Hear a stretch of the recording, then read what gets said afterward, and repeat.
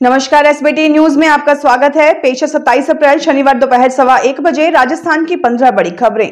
इस news bulletin के प्रायोजक हैं विन्नी केक एंड मोर। सबसे पहले एक नजर डालते हैं आज की हेडलाइंस पर।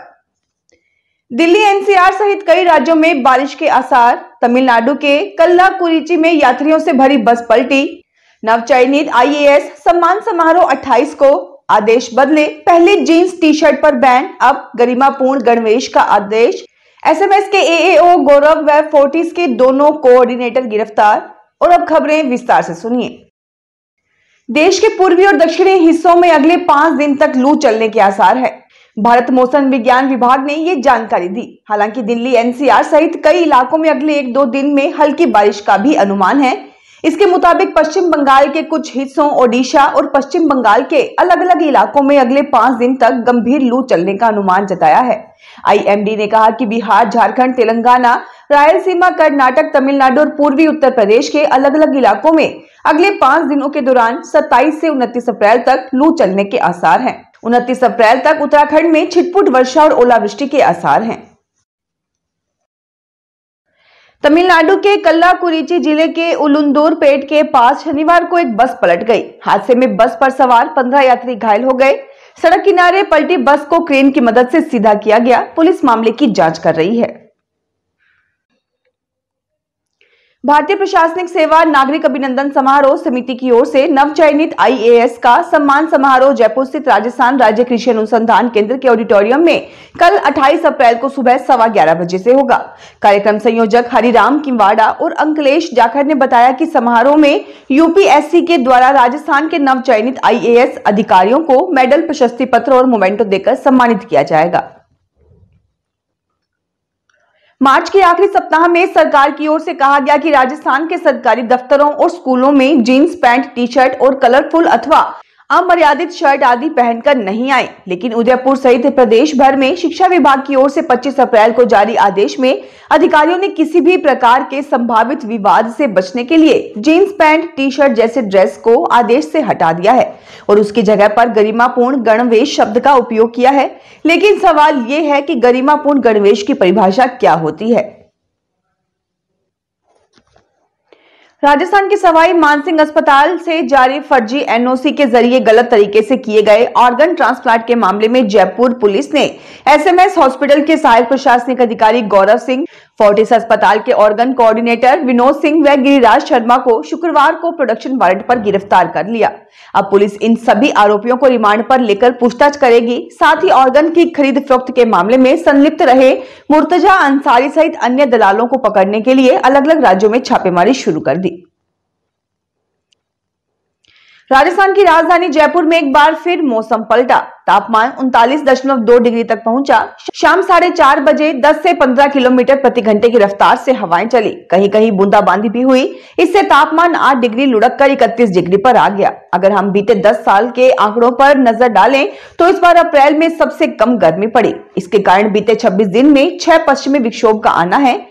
इससे पारा 40 डिग्री के पार नहीं गया। इस महीने में अधिकतम तापमान सर्वाधिक 39.8 डिग्री तक पहुंचा। जयपुर हाईकोर्ट ने स्थानीय निकायों में 24,797 पदों पर सफाई कर्मचारियों की भर्ती में अनुभव प्रमाण पत्र की पात्रता शर्त में भर्ती प्रक्रिया के बीच में किए बदलाव को चुनौती देने के मामले में राज्य सरकार को भर्ती प्रक्रिया जारी रखने की छूट दी है, लेकिन भर्तियों को याचिकाओं में होने वाले अंतिम निर्णय के अधीन रखने का निर्देश दिया है। वहीं राज्य सरकार को कहा है कि भर्ती में प्रार्थियों के हित भी प्रभावित नहीं होने चाहिए। अदालत ने मामले की सुनवाई 28 मई तय की है। आरसीए की एडहॉक कमेटी भी अब जयपुर क्रिकेट संघ जेडीसीए में बनी एडहॉक कमेटी के रास्ते पर ही चल पड़ी है। नियमानुसार एडहॉक कमेटी को 90 दिन में चुनाव कराने होते हैं, लेकिन मौजूदा कार्यकारिणी के काम को भी कराने की जिम्मेदारी इन पर आ गई है। आरसीए की एडहॉक कमेटी ने सत्र 2024-25 के लिए राजस्थान की टीम चयन के लिए चयन समिति बनाने के लिए आवेदन मांगे हैं। उधर जेडीसीए में पिछले 4 साल से मामला कोर्ट में चल रहा है। जौनपुर के पूर्व सांसद धनंजय सिंह की जेल बदली जा रही है। शनिवार सुबह उन्हें जौनपुर जेल से हाई सिक्योरिटी बरेली जेल ले जाया गया। पुलिस एम्बुलेंस से पूर्व सांसद को लेकर बरेली के लिए रवाना हुई है। एम्बुलेंस में बैठते धनंजय सिंह का वीडियो सामने आया है, धनंजय सिंह को इंजीनियर अभिनव सिंघल के अपहरण और रंगदारी मामले में जौनपुर की MPMLA कोर्ट ने 6 मार्च को 7 साल की सजा सुनाई थी। तब से वह जौनपुर जेल में बंद है। तारक मेहता का उल्टा चश्मा टीवी शो में रोशन सिंह सोढ़ी का रोल निभा चुके एक्टर गुरचरण सिंह 22 अप्रैल से लापता हैं। एक्टर के पिता हरजीत सिंह ने दिल्ली के पालम पुलिस स्टेशन में 25 अप्रैल को इसकी शिकायत दर्ज करवाई। पिंक विला की रिपोर्ट के मुताबिक मुंबई में रहने वाले गुरचरण अपने पिता का जन्मदिन मनाने कुछ दिन पहले दिल्ली गए थे। वे 22 अप्रैल को वापस लौटने के लिए निकले थे। गुरचरण की दोस्त ने बताया कि वे मुंबई नहीं लौटे। उन्होंने कहा कि गुरचरण की तबीयत लंबे समय से खराब चल रही थी। कांग्रेस ने बाड़मेर के शिव से पूर्व विधायक अमीन खान और कांग्रेस के पूर्व PCC सचिव बालेंदु शेखावत को 6 साल के लिए पार्टी से निष्कासित कर दिया गया है। शिव बाड़मेर के 5 बार के विधायक अमीन खान पर चुनाव में कांग्रेस प्रत्याशी उमेदराम बेनीवाल का विरोध करने और निर्दलीय प्रत्याशी रविंद्र सिंह भाटी के पक्ष में बयान देने का आरोप है। वहीं बालेंदु शेखावत पर आरोप है कि वे जालोर सिरोही में पार्टी के खिलाफ काम कर रहे थे। शुक्रवार को वोटिंग खत्म होते ही कांग्रेस ने दोनों नेताओं को पार्टी से निकाल दिया।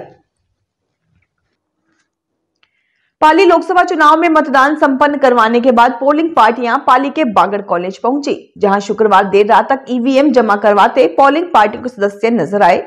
रात 3:15 बजे तक बाली विधानसभा एरिया में मतदान करवाने कई पोलिंग पार्टियां EVM जमा करवाने के लिए मशक्कत करते हुए नजर आई। बागड़ कॉलेज के बाहर मुख्य गेट के पास देर रात तक चाय नाश्ते की दुकानें खुली नजर आई, जहां पोलिंग पार्टियों के लोग चाय नाश्ता करते दिखे। ADM पाली राजेश गोयल व CO सिटी जितेंद्र सिंह राठौर सहित कई अधिकारी देर रात तक निगरानी बनाए हुए थे। सरकारी नौकरी पाने के लिए डमी अभ्यर्थी बैठाने, पेपर लीक करने, फर्जी खेल प्रमाण पत्र और फर्जी दिव्यांग प्रमाण पत्र लाने सहित कई तरह के फर्जीवाड़े होते हैं।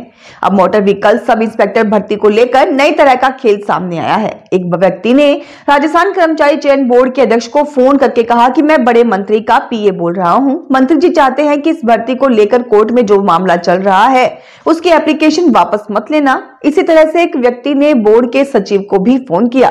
सचिव ने कहा कि मैं मुख्यमंत्री का PS बोल रहा हूं। अध्यक्ष और सचिव ने जब इन दोनों व्यक्तियों की जानकारी जुटाई तो पता चला कि दोनों फर्जी थे।